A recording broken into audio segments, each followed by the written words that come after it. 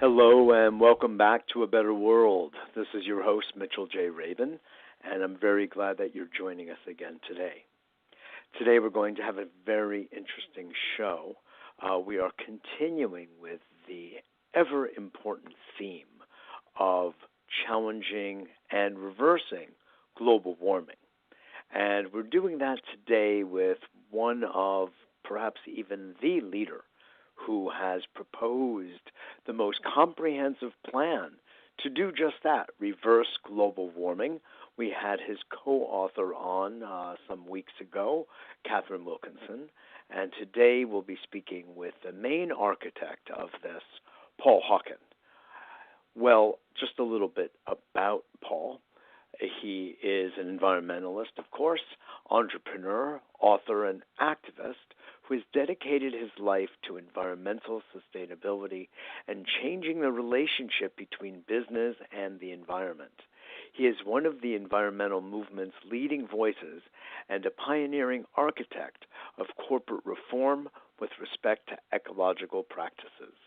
His work includes founding successful ecologically conscious businesses, writing about the impacts of commerce on living systems, and consulting with heads of state and CEOs on economic development, industrial ecology, and environmental policy.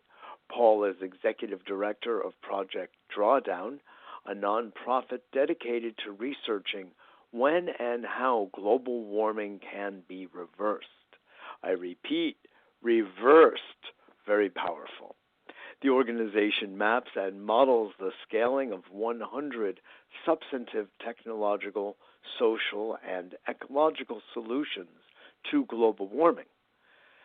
Paul has appeared in numerous media, including The Today Show, Larry King, Talk of the Nation, Charlie Rose, and has been profiled or featured in hundreds of articles, including in the Wall Street Journal, Newsweek, Washington Post, Business Week, Esquire, U.S. News and World Report, and he is the author of numerous books, one of which inspired me from the very beginning of my life, really, my teenagehood, and that was The Ecology of Commerce, which was basically a proposal to the business world, the business corporate mindset, that doing things right, in this case, ecologically sensitively, ecologically and environmentally consciously, and humanely, was the best route for business to take. Because when so doing, while it may be a bit more costly up front, goods may have a higher price tag on them, the long term was much greater profitability, much greater, and multiple bottom lines, not just dollars.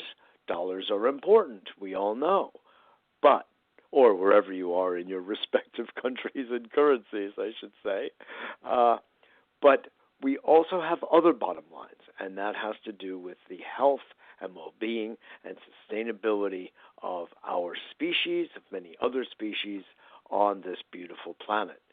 So if one does not recognize that as a return on investment, one is really missing out, because that is what supports life itself. So I'm very pleased to have Paul joining us shortly. He's, I can see, running a little late, but I will get him on as soon as possible. So just bear with me while I reach out, and I'll play a little intro music in the meantime.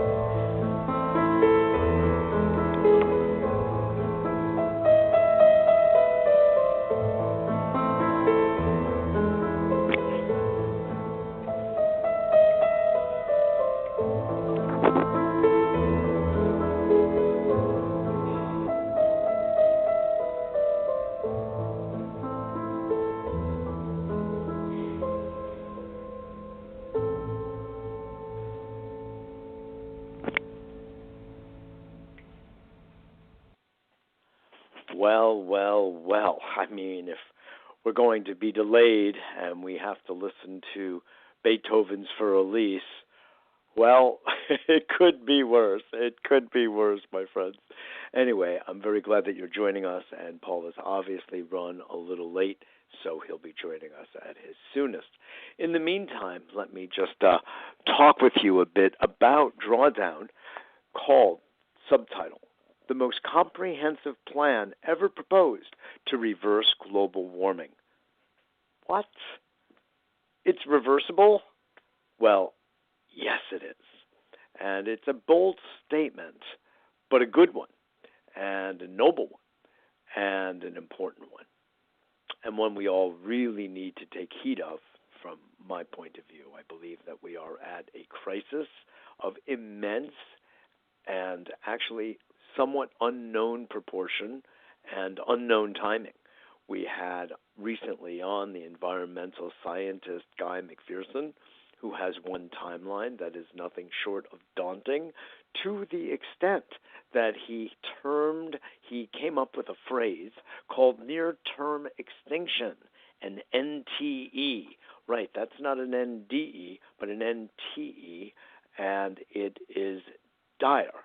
His report is that we have not 12 years, the way the last UN report just recently released stated, but rather we have closer to 2 to 4 years before the ice cap melts so sufficiently that there will be so great a surge of water and the other, ecological systems going afoul with the warming of the currents, which is contributing to the intensity of the hurricanes and the tornadoes and perhaps even volcanic activity. We really don't know all of that, but if you follow the line and intelligence and logic, if you will, of nature, you would see that the disruption of one area is going to be leading to the disruption of others, because nature works according to a balance, as we all know. And what may happen over here will be balanced out by something over there. And that's an integral system. That's what a holistic system is, that you're not able to affect one thing without having some kind of counterbalance or countermeasure in another area. So that's the system in which we live. And if we violate or ignore the truth of that reality, it's physics, man, and biology follows physics. So if all of that is true, which we know to be, then we have to pay attention. Good news. There are ways, and Paul Hawken spells them out in exquisite detail, not only a hierarchy of the items to be worked on and addressed, starting with refrigerants, all then to onshore wind farms, to then even very early on educating girls, which is interestingly a social aspect of the whole, to eating a more plant-based diet. This isn't all in strict order, by the way. To solar farms and silvopasturing. So interesting. So we've got this entire 100 items, one after the other, with their respective costs of implementation, but their also respective gains, financial and from the point of view of carbon reduction, which this game is so much about. So it's not enough simply to get rid of straws, although that's a good thing here in the Big Apple, but we're really talking about global scale changes, systemically sized changes. That's where things just simply need to take place. And it's true. Every person is a consumer, and one can either be advancing the presence of plastics, for instance, in our oceans, or reducing by the change in our purchasing habits. No question about it, each of us has a real role in all of this. If we're not involved in solar farms or wind farms or refrigeration or the like, that's okay. If people are farmers, I don't know if we have many farmers listening to the show, but I sure hope it increases, that's for sure. There are very definite agricultural practices that can be used that will really help to sequester carbon. If you remember, I had a gentleman on the show some months back, Jackson Madnick, who has come up with, after many years of R&D, 10 years and spending, nearly $1 million in the research by hiring top-level PhDs from ag countries across the United States to come up with a combination of seeds, many of them ancient, by the way, that when combined in very specific ratio will sequester carbon at the rate of 6 to 8 times the amount that ordinary lawn does. And if you analyze the amount of lawn we have on this planet, on the land masses, of course, you will be startled. So what appears to be a rather simple and even simplistic or superficial approach to making a difference in carbon sequestration isn't that at all. Just the number of golf courses, the number, ask our current administration, the number of cemeteries, not to mention simply people's lawns across America and Europe and elsewhere in the world. Having a lawn is a certain even position of status and prestige. Having it look good, even better. So if we were to all implement simply that, we would be making a profound difference. I've been in some contact with a scientist at a leading university in the United States who has come up with a massive way of reducing carbon in the atmosphere, and he is desperately looking for funding. I hate to use that word, but we're at a desperate point in our planetary life, and this is just no kidding around. This is not just like a nice discussion. This is a discussion having to do literally with life and death. But the thing is this, it's not necessarily apparent to all in a thunderous kind of way. Funny word I use. It is something that is showing up sequentially and cyclically, of course, but it almost appears invisible to most eyes, sort of like, let's say, the effects of radiation in Fukushima. Well, you can still go to Japan and walk around and carry on with the business at hand, and you won't even smell the radiation, but it's there. And it's affecting the fish, it's affecting all sea life, it's affecting the atmosphere, it's affecting the soil, everywhere in Japan and far beyond. We've seen the effects wash up on our shores in the United States. We have seen highly polluted fish, disfigured fish, and we've seen bizarre pregnancies occur among humans who have consumed Pacific Ocean fish. So we've got the data. It's disturbing, and no one wants to see it. No one wants to talk about it because it's too disturbing.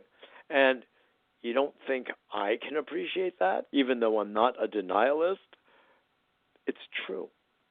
But it hits us in the gut, and we don't want to see the consequences of our actions and our errors. But in fact, they are all around us, and it's just the way it is. We have to reckon with that. So, wait a minute. It looks like, okay.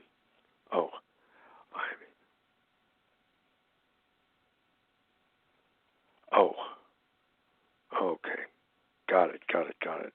All right. I thought that I was hearing back from Paul, but I see I do voice to text. And so, interestingly, it was just recording my own words to you.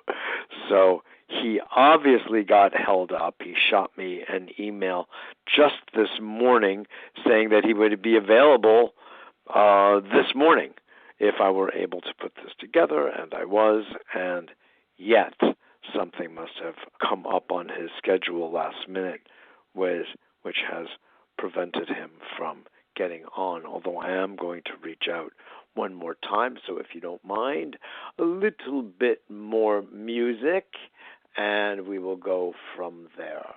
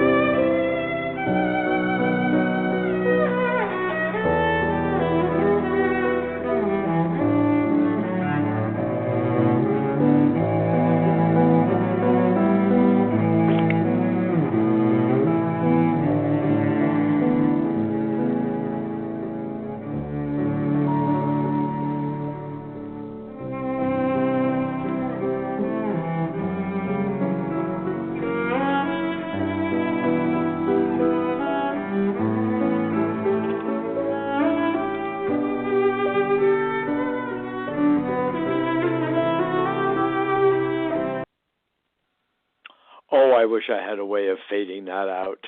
So my apologies to you. That was cellist Byron Duckwall, who we also had on prior to his engagement at Carnegie Hall a few weeks ago.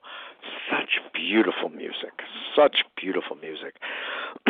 Anyway, I wanted to pick up with you as we are both and all awaiting Paul's arrival. And we'll see what happens. But in the meantime, if there is anyone who would like to call in, actually, that may be listening, I didn't really have a chance to do the proper promotion because I was just working around his schedule. Please do 602-753-1860.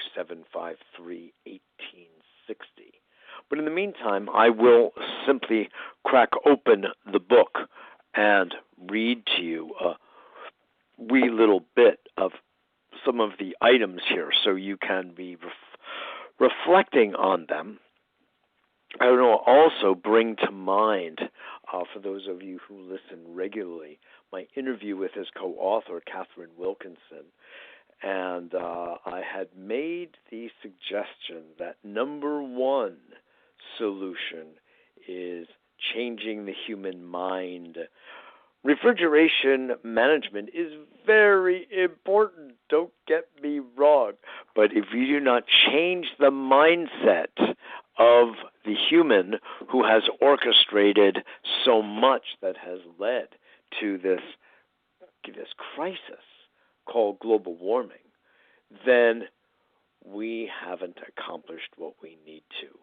It's when this mind changes, and by the way, gets excited about the change, about the awakening, sort of like in that beautiful song, Amazing Grace. And now I see. I was blind and now I see. Wow. That is the kind of thing we need for people to see right here, that we are all part of this situation that has been so largely human created. And that's the odd thing when it comes to discussion about climate change with certain individuals, some of whom actually have acquired a tremendous amount of power in this world, human power, worldly power. And that is, we all know that nature works in cycles. There is no refuting or disputing that point. It, of course, works in cycles. The seasons are the main example and everything else. It's just the way it is. There have been heating cycles, there have been cooling cycles, there have been freezing cycles. This is part of the natural order. However, polluting the atmosphere, polluting the water and the soil, as we have done in the last 250 years, I would say, since the Industrial Revolution, so-called, the damage that humans have been causing through its polluting practices has been disrupting the ecosystem's natural way. And by so doing, we have essentially trapped a vast volume of carbon dioxide in our atmosphere, and based on physics, it cannot escape. It can't get out the way our natural breathing mechanism works, where we inhale we inhale oxygen and other aspects of the air, and we exhale CO2, which trees pick up on and plants pick up on, and that's the way it works, and it's a beautiful exchange. But if you overload one of the components too heavily, the other one cannot do its job of inhalation, if you will, and digestion of the CO2. It's overwhelming. And we all understand that phenomenon. So that's what's happened in this case, to keep it very, very simple. The atmosphere cannot digest the trees, the chlorophyll-based plants cannot receive this volume. Not to mention, we're deforesting left, right, and center. It's tragic. So there are even fewer trees to be doing the inhalation of the CO2. So you see, it's another vicious cycle and circle that we have created. So our job is to recognize the part that we have caused, not that nature does herself, but what we have caused, what we have had the hand in, and change it around as quickly as possible. We've been in the danger zone for a long time. Rachel Carson, that goes back to the late 30s or 40s. Even before that, we had the founding of the Sierra Club. We had conservationists. We had Teddy Roosevelt. We had Thoreau. We had people, poets, artists, scientists, conservationists, simple observers. The air in London is foul, man. Charles Dickens. It's so obvious what we have done and how we have fouled our habitat. And it's beyond the pale. It's beyond acceptability. So what Paul Hawken has brought forth here in his book, co-authored with mainly Catherine Wilkinson, but so many others have contributed. Literally hundreds of scientists from, around the world have made contributions to this book called The Most Comprehensive Plan Ever Proposed to Reverse Global Warming. I'll also share with you that there are drawdown groups appearing all over the planet. We have one here in New York City that the Pachamama Alliance is bringing forward. They met just last week. I won't be part of this round of it, but I'll be in a subsequent one. But nonetheless, I am working with a group that is very interested in all of these kinds of activities, from refrigerants to solar to wind and on and on. And we are taking matters in our own hands and implementing these initially in developing countries in Africa. And then, God willing, we'll be able to move that effort to Latin America and then to other nations across the planet. So there are those of us who are in action. And if anybody wants to join me in any of this, please be in touch with me at mjr@abetterworld.net. That's my direct email address, mjr@abetterworld.net. It is, in fact, it's really a business opportunity. So that's the interesting thing, and one of the things that Paul Hawken is internationally renowned for, and that is changing businesses to recognize environmental values, ecological values, and by integrating these types of actions and this kind of thinking, everything changes. We stop polluting. We stop generating this volume of undigestible carbon, and we start sequestering, or I should say, further advance sequestering across the planet. So this is where the rubber meets the road, if you don't mind my saying. Hopefully that's the rubber from an electric car. But if you look at it, you see that everything is and if we jeopardize our own habitat, all other discussions are off. By preserving our habitat and having this moment of reflection. If you receive the newsletter, I put in there a very powerful quote by Paul Hawken, which is this: is climate change happening to you or for you? Boy, is that something to really think about. So he is really beckoning us toward this idea that we seriously reflect on what we have done as a collective, that is, and can we see this as an opportunity for our own full awakening, our becoming fully human and fully responsible as stewards of the planet? And, well, we can say, well, it's too much for me. I don't believe we can do anything. But that statement is unscientific. There's just an emotion of sadness that has us dwell there or side there. It's not based on reality. We get story of reality, honestly, these days from scientific endeavor.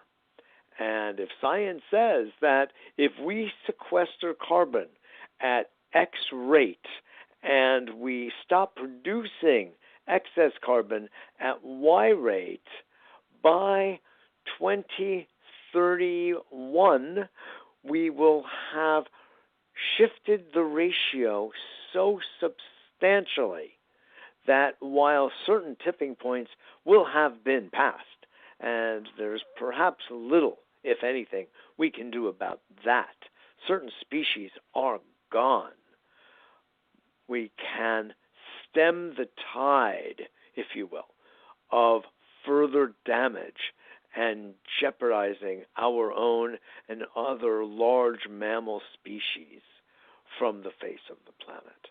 We can stem that tide of the marine life and coral reefs utterly, completely shriveling up and dying, literally changing the ecosystem radically, that it is no longer sustainable for life. Well, our life on the planet. So, that's what we're dealing with here. And so, isn't it up to all of us? Well, you know it is. We all know in our heart and soul it is. And since we made the mess, it's up to us to clean up the mess. And in this book, Drawdown, I think I was the publisher. I'm announcing it so much here, but it's only because it actually does contain the seeds of success here. That's the way I would put it, the seeds of success. Drawdown, the most comprehensive plan. And if you pick it up or you get it on Audible Books or what have you, whatever suits you. In fact, it could be that the entire book is on the Drawdown website. So check that out. I was told it was there, so you don't even have to go out and buy it. It's a nonprofit organization anyway, so the idea is to give this intelligence and this guidance to everybody. So please also tell your friends. You can forward them this show as well, or dig back as well to the one I did with co-author Catherine Wilkinson, which is just very delightful. And I'm beginning to get the impression that Paul has been stolen away by some other activity that he was not anticipating at all. After all, it was very early in California when he said he would be available and could be and wanted to be, so in effect. So I can only presume that that's the case because he has not responded to email or to text. So that suggests to me, although I'm going to take a little peek right now as I speak to you, and oh dear, it's great. Oh.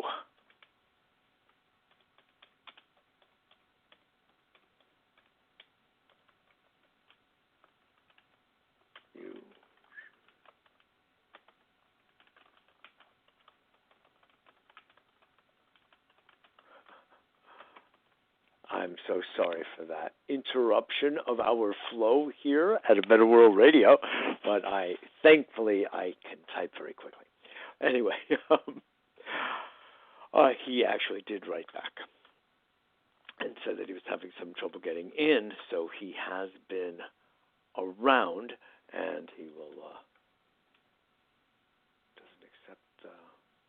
Okay. You know what I'm going to do? I'm going to put you all on hold once again. Please pardon me, and I will patch him in myself directly.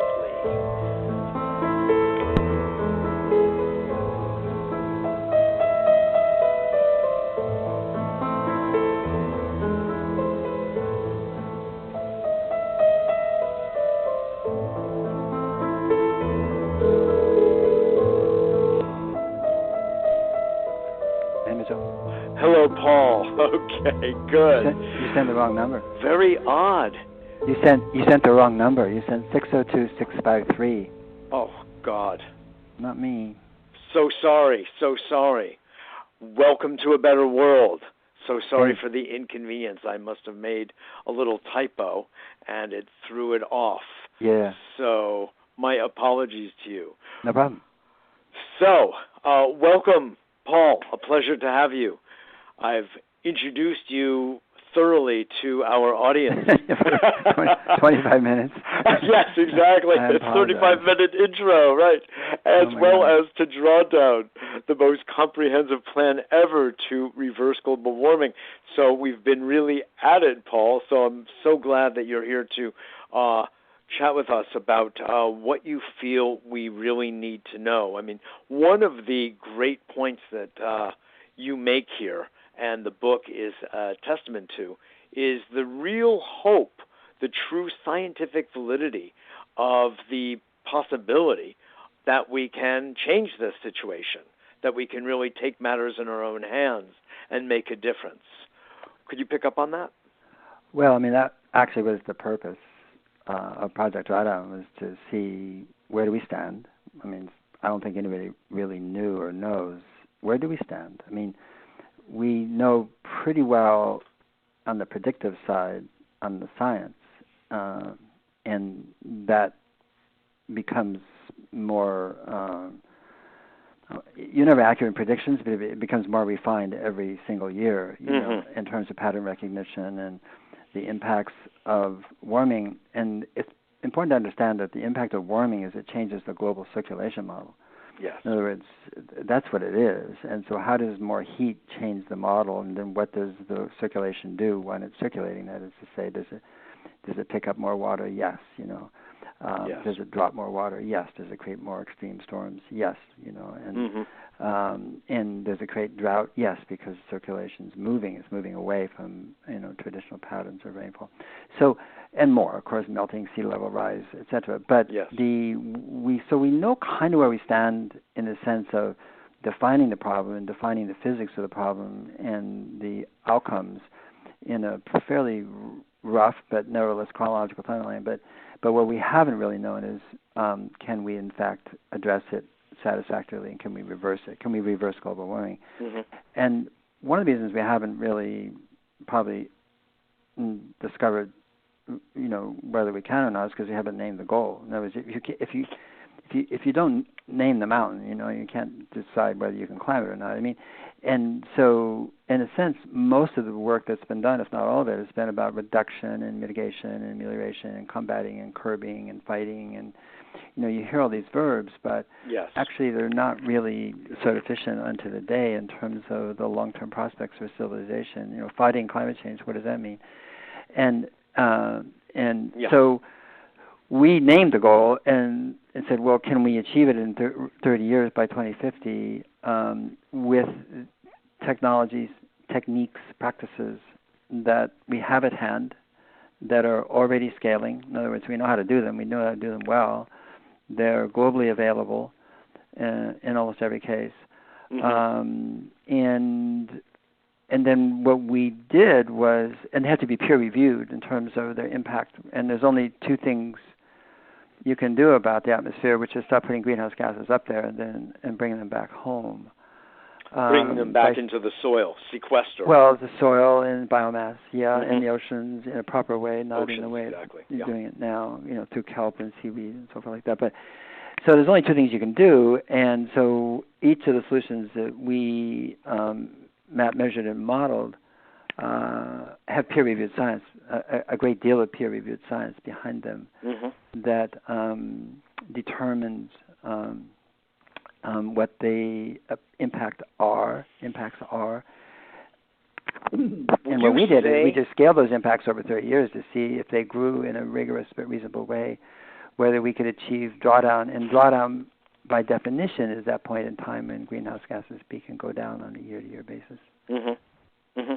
So you have it mapped then in such a way that as I was saying just actually before you got on, that if we were to stop at X rate putting greenhouse gases into the atmosphere, carbon dioxide actually just being one of, 43 or so major ones or unidentified ones, and we sequester at Y rate, then by said date of 2031 or 2 or what have you, we will have either sustained the current temperature or we would have dropped it by some degree or so.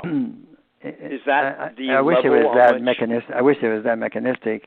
Yeah. But I don't actually, because we are benefiting from the buffering effect of climate. In other words, the greenhouse gas levels are very high, but we don't actually experience the full impact of them because it's a very slow thing. So what we're saying is that we can achieve drawdown by 2050. That is when greenhouse gases go down on a year-to-year basis, but the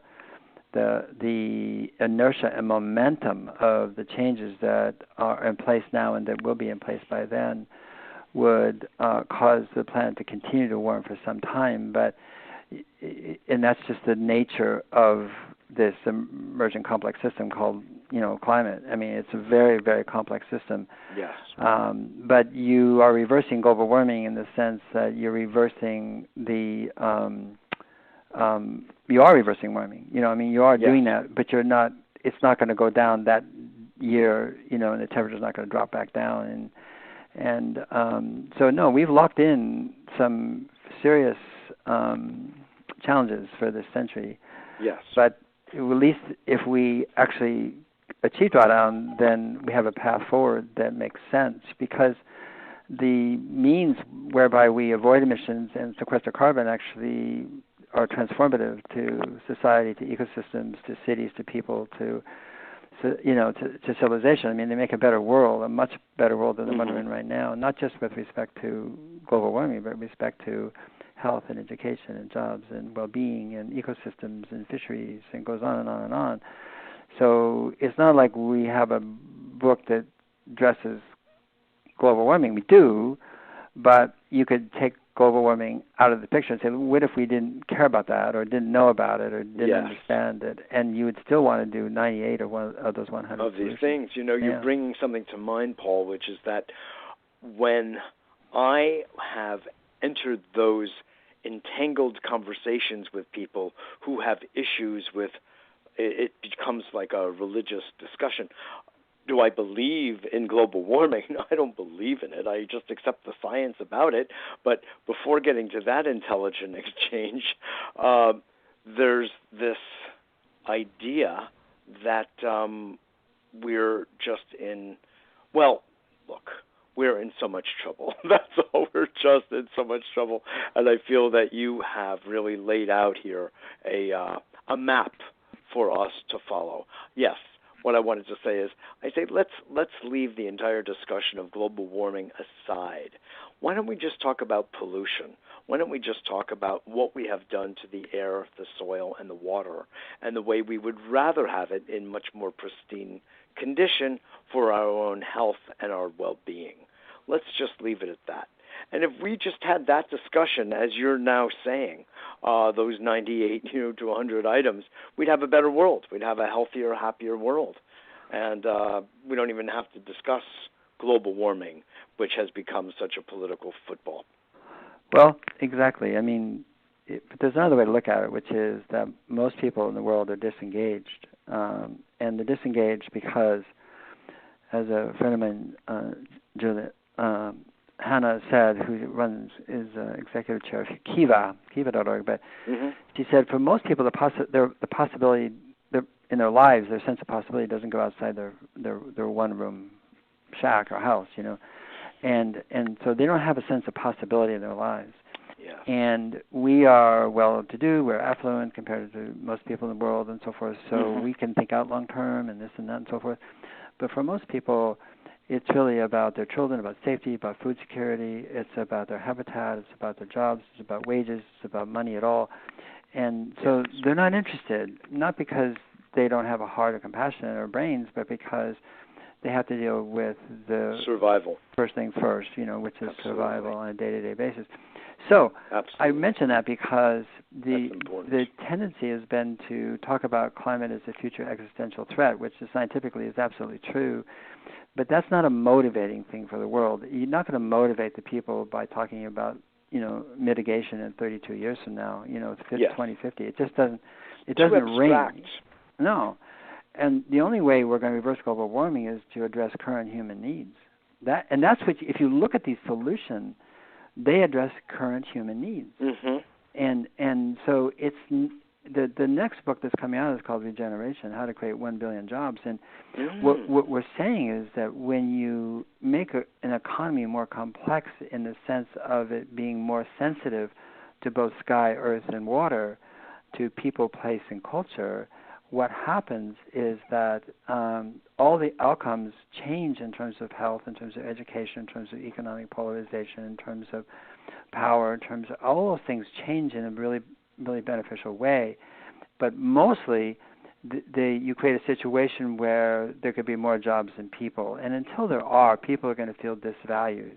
They're going to feel like, they don't have any self-worth. And that leads to tremendous lack of, self-esteem and self-respect and so forth. And we are the only species, Mitchell, there's 10 million species. We're the only species without full employment. And so we've created this kind of weird economy, where we tell some people they're not really needed, and then act it out. And so what we're looking at with drawdown, we look at those solutions. There's many more. We were limited by page count. Mm-hmm. But, I mean, there's many more than that, hundreds or more. The fact is that they're transformative in terms of our society, in terms of our culture, places, cities. They're transformative in terms of people's ability to get to create jobs that are living wage jobs, to give them a sense of purpose and meaning and self-respect and respect from their children, their family, and their community. And that's what people need. Absolutely. And until we marry that with the emergency that's at hand, I don't argue that one. I absolutely agree with everything that's coming out from the IPCC. It's extraordinary. But until we marry those two, then we're going to have a very well-educated elite in certain urban centers around the world and so forth talking about this and being very, very concerned and upset.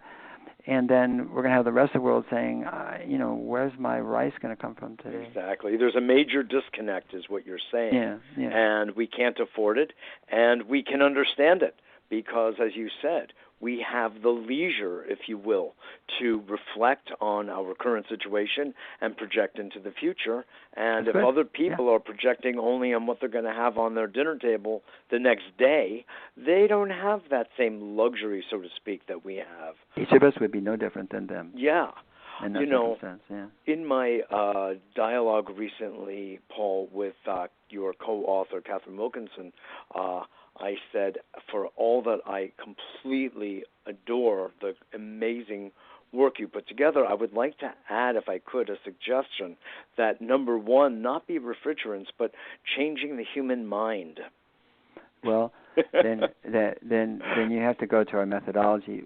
The reason the book, I think, has done well is because there's objectivity, and we aren't really proposing. What we're saying is the most comprehensive plan ever proposed to reverse global warming, a cheeky, brash title if ever there was one. But actually what we're saying is that humanity has a plan. There's a collective wisdom here. Okay. Yes. And so our methodology for fended against bias. We all have bias. I think we ought to. I don't like whatever. I think nuclear power plants are the stupidest thing you could ever imagine to boil water. We're full of opinions. It's like, come on, you kidding me? Whoever thought of that? Okay, so that's my opinion. Okay, and I am full of opinions. Okay, yes. But the modeling we did, we had over 200 people working together, collaborating all around the world and so forth.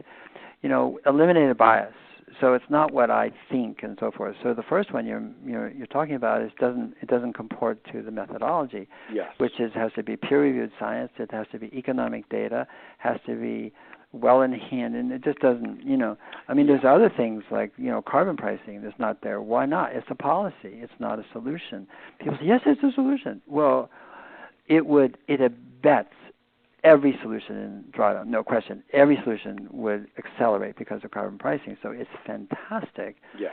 But it is not in itself a solution because if we weren't in this situation, we wouldn't need carbon pricing. We wouldn't need carbon pricing. No, I understand. You're adhering to, and I'm saying it a little tongue-in-cheek on one hand, but you are adhering to very strict, as you said, objective criteria based on which we can literally change the carbon ratio, which is what we, of course, need to do so dramatically.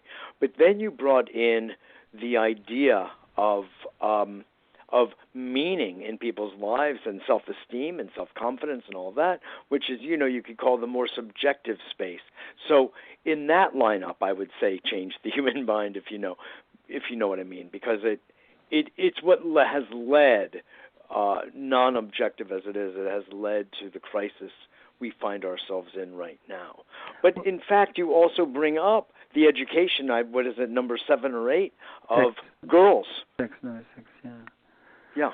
Well, educating girls is just one pathway to family planning. There's 100 reasons to support the education of young girls in the world, all 98 million that are not in school that should be. Yes. We just said, by the way, did you know, that a girl who is allowed to become a woman more on her terms, which is to complete a high school or better education, has an average of 2+ children instead of 5+ when she's pulled out at puberty or pre-puberty. So, that's the UN has done that. Those are UN numbers. That fact has been known for 40 years. This is nothing new. We just said, hey, You know, Right. you put two and two together, and that That's right. is a type of family planning. The other type of family planning is family planning clinics, for women who available to women everywhere for their reproductive health and well-being. And so you put those two together, and you have the number one solution. It'd be the empowerment of girls and women is the number one solution. It trumps refrigeration. So it depends how you look at it. We're not into number one so much. It's like if number three is food waste. If you calculated, which we cannot do, the methane emissions from food that's landfilled, it's called methanogenesis, and methane is 28 to 34 times more powerful in its global warming potential than CO2. Yes. That would be number one, and then, you can just, and then you put on and offshore wind together, that would be number one, so forth. So, yes. It's not so important, number one, number two, number three, yes. It's 4, 5. But as important is that it's a system. And the system caused it, and it's a system that heals it. So we say there's no such thing as a small solution either. You have to look at them all. Yeah. Yeah, that's a very good point. So it's not somehow in some kind of very rigorous way 1 through 100, but there is some hierarchy. There are definite priorities, and they could be looked more as groups, you could say, and they're also, as you also made a very good point, they're interactive. Yeah. So if we were to really address even refrigerants, we would see, a calculable change in the methane and the carbon footprint. Yeah, the fluorinated hydrocarbons, right. which are used for refrigeration. One of the other top items I see is plant-based diet. And could you talk about that a little bit, and the whole idea of commercial agriculture and cow raising, et cetera, et cetera? Yeah, we in the West have this idea that we need lots of protein, and actually it's not healthy for us. So we tend to eat 90, even 100 grams a day, when 50, 55 is the recommended amount. Mm-hmm. And much of that protein comes from meat, pork, obviously, beef, dairy, chicken, and those, the industrial production of meat is, it may be the largest contributor to global emissions, but if it's not, it's right up there with transport. It depends how you calculate it, but it's just enormous, and the damage is enormous. And the interesting thing about it is the damage to the environment is extraordinary. The damage to human beings who are eating it is also extraordinary because, it's the basis for heart disease, stroke, and it's sclerosis. Eating a lot of meat is not a good way to live, and every medical study that's been done has pointed that out about longevity. If you're Inuit and you live up there, well, for sure, of course, that's the food of the place, you have. Yes, but, it's indigenous. Yeah, but for the rest of the world, most of the world, it doesn't make sense. And so a plant-rich diet, we didn't say vegan, we didn't say vegetarian, we didn't even say, non-carnivorous. We're just saying is that if the world moved and to a proper amount of protein intake, 50, 55 grams, in other words, that's a reduction in the West, and improved that intake in those countries and places where people are getting insufficient amount of protein, and that we moved to more plant-based protein than meat-based, the impact would be enormous, just enormous. And again, it's one of those things like our waterways and dead zones in the oceans, and it just goes on and on and on. GMO corn and soy, which is basically fed to cows and pigs, Yes. So the consumer has a big impact on changing a lot of things by changing what they eat. Yes. Now, do you draw a distinction, Paul, between commercial, industrial cattle farms, pig, poultry, etc., and let's say, you said that most people don't leave the habitat of their little hut or shed or small home, let's say, if we're looking at developing countries across the planet. that have their own few chickens, or if they're considered wealthy, they have a cow or a few pigs. So are you at all making a distinction between that kind of natural habitat for animal husbandry and the industrial? Yeah. We are talking about CAFOs, confined area feeding operations, where meat is industrially produced. Actually, we also have, managed grazing or pulse grazing, or there's another lot of terms for it, but where, animals are grazed, the way ruminants naturally graze, which is they're migratory, so they don't stay in one place. Mm-hmm. We have, that solution as well, and that actually is a restorative solution in terms of the climate. And so, we do make a distinction, and we're not saying don't eat meat. That's your business, not our business. Our business is not to tell people what to do. Our business is to show people the things that we can do that have a tremendous impact, both on global warming, but also on cascading second and third order effects, that affect their lives and the lives of their children. Yeah.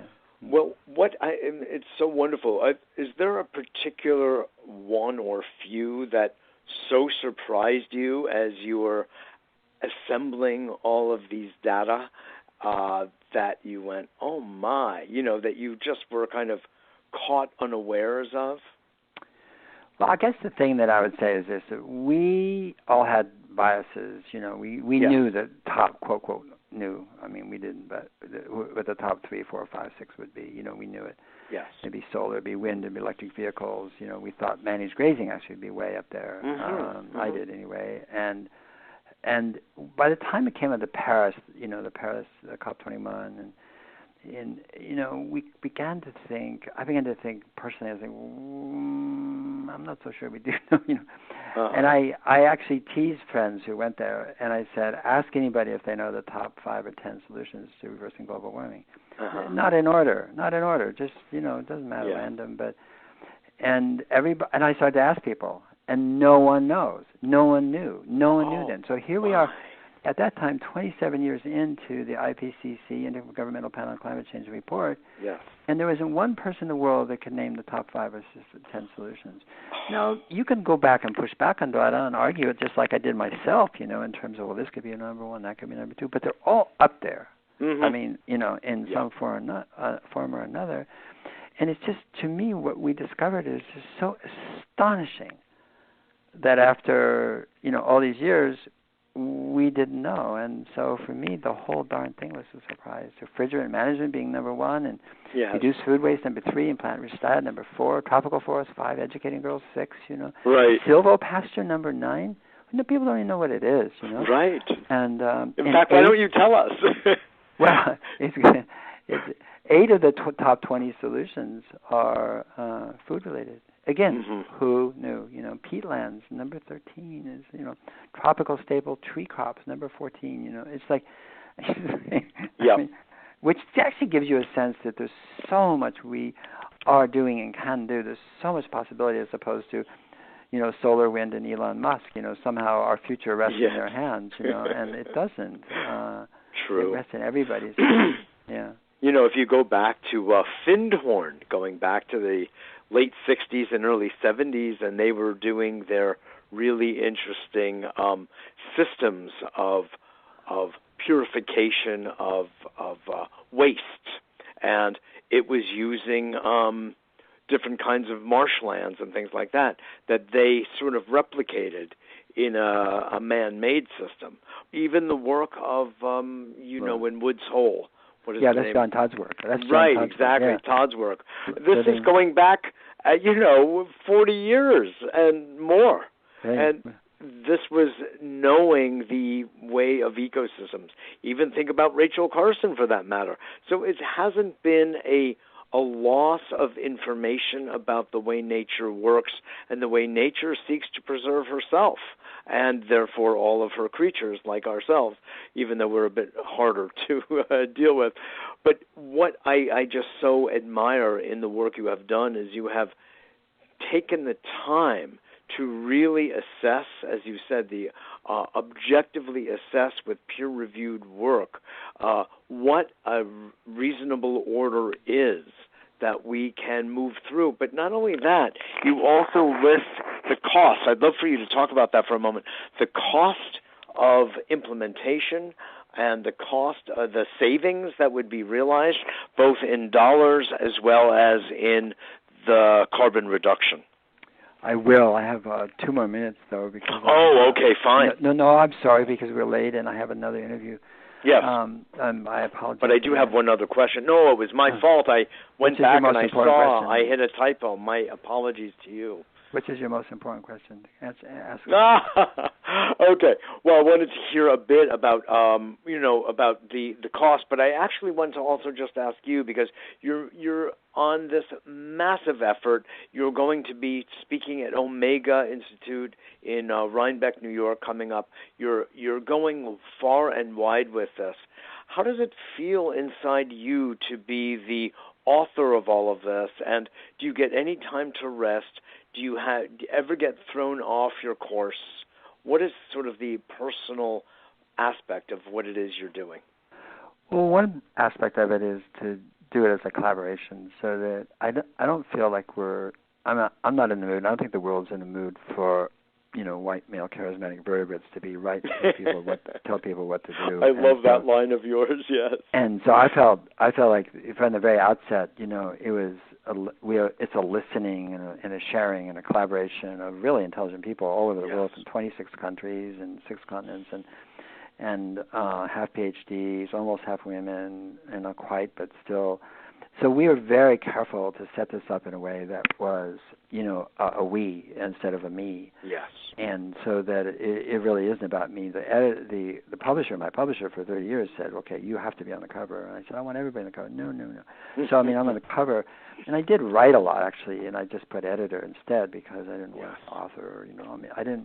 I really wanted people to see that this is something that not only we that are directly involved with the Project Autumn, but we in a larger sense can do. And what's really edifying about it is not so much anything about me, because I've just hired a new ED. I replaced myself as of October 1. Mm-hmm. And in that spirit, and I want to go continue to write and research and speak, but not to be the head of the organization, And sure. What's edifying is just the uptake around the world. Even the Omega thing, which you probably discussed, the Drawdown Learn thing in Omega this weekend. Yes. There's 40 live streaming satellite organizations in the world, around the world, that are going to be, and it's streaming out. And already Laura Weiland of the Omega says she thinks we'll have hundreds next year. They're going to repeat it next year because of the hunger that there is in the world to learn and to act. That is so beautiful. Yeah.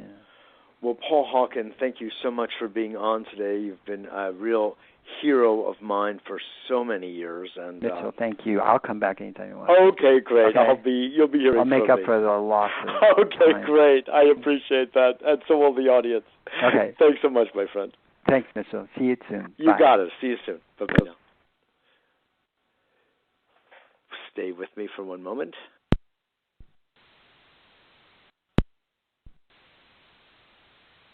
Okay, I finally figured out a solution how to get Paul Hawken on our call today. So it was my fault, folks. It should be said. I saw that I had made one typo in the phone number, and that led to my lengthy introduction of him, during which I was able to extol his virtues and express my appreciation of his excellent work over the course, literally, of decades. And this kind of leadership is of such value. And he made so many good points just now, but just to reiterate one that he made about most people in the world are truly on a level that they are concerned about their meal next day, or even later in that very same day. They don't have the means of self-support, of sustaining themselves and their families. And this is so much a problem. And without which addressing, we really don't have the movement that we need to make a huge, huge, huge difference. We need to have everyone in some capacity involved.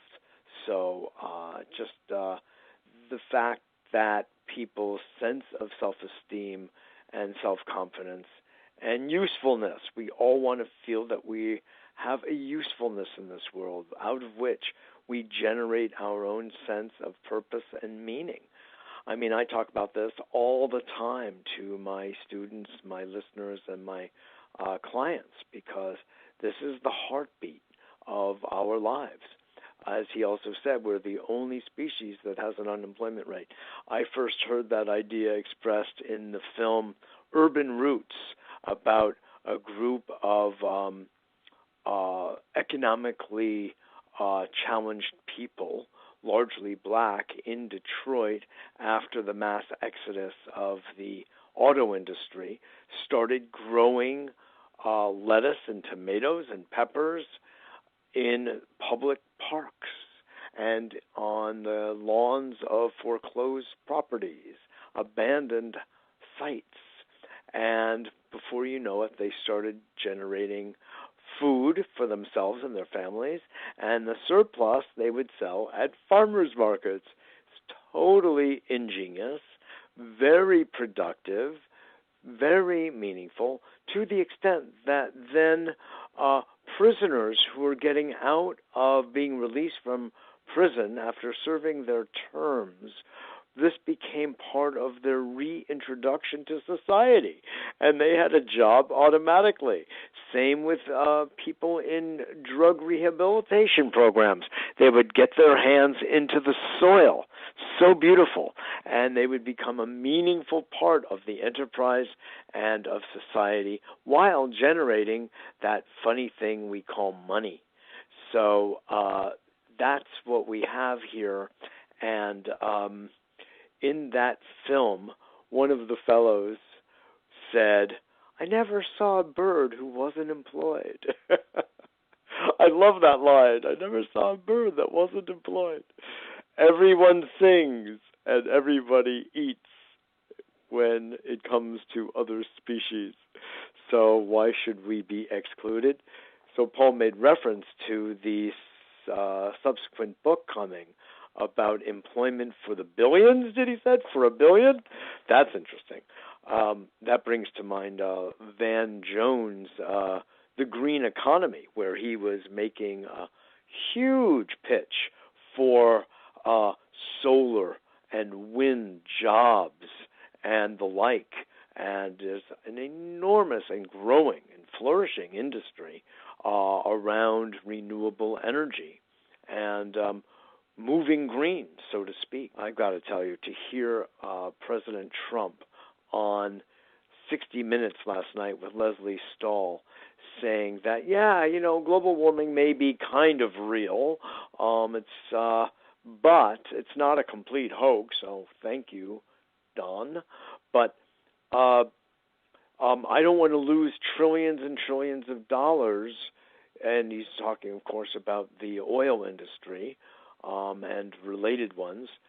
He just simply doesn't know. I mean, no one apparently has had the conversation with him about how incredibly lucrative and job-rich the green and renewable worlds are, and all that Paul has brought forth in this book with his colleagues called Drawdown, where the employment becomes massive, just massive. And this is the kind of thing we need to just get our politicians on board with. They just need to read a little bit of the long-standing material, the documentation of how economically advanced this approach to business is. As I made reference earlier to Paul's book, The Ecology of Commerce, which was what turned was very influential on me.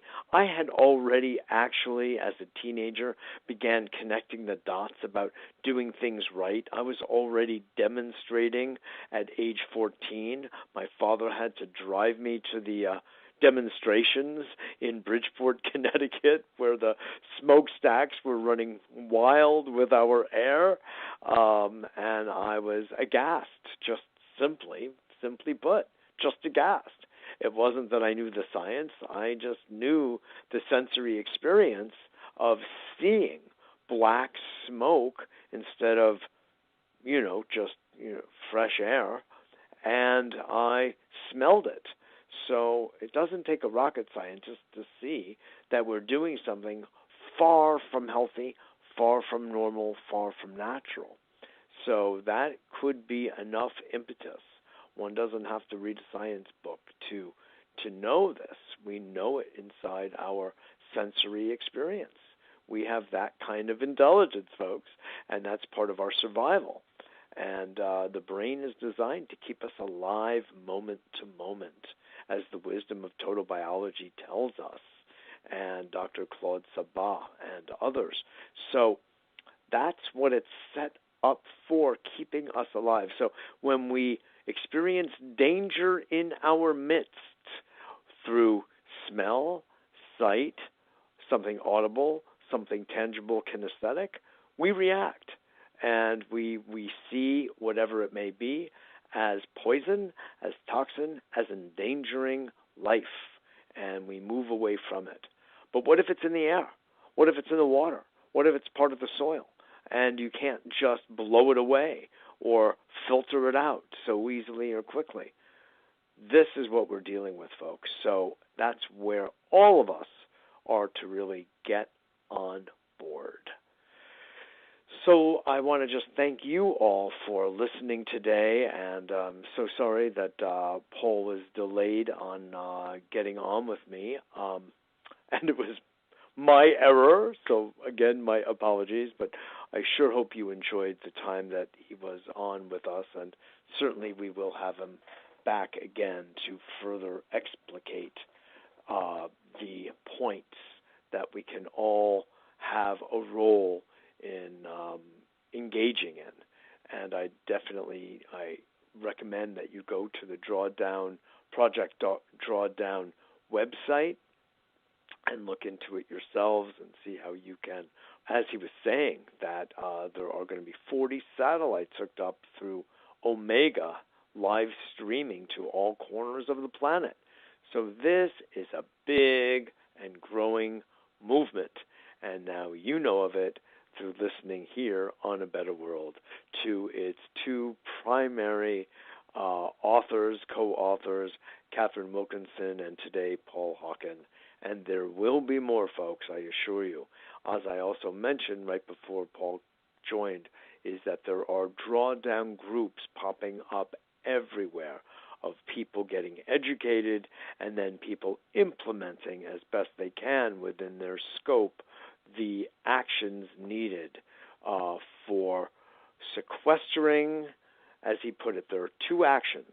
One is sequestering as massively as possible, and the other is reducing the carbon footprint, i.e., the generation of more carbon dioxide and other greenhouse gases, by the way, methane as the true leader of them all, by the way, and the other 41 to 43 identified main greenhouse gases. So I really thank you for listening, and I really do urge you to forward this to your friends and family and colleagues so more people really get educated about what it is we're dealing with.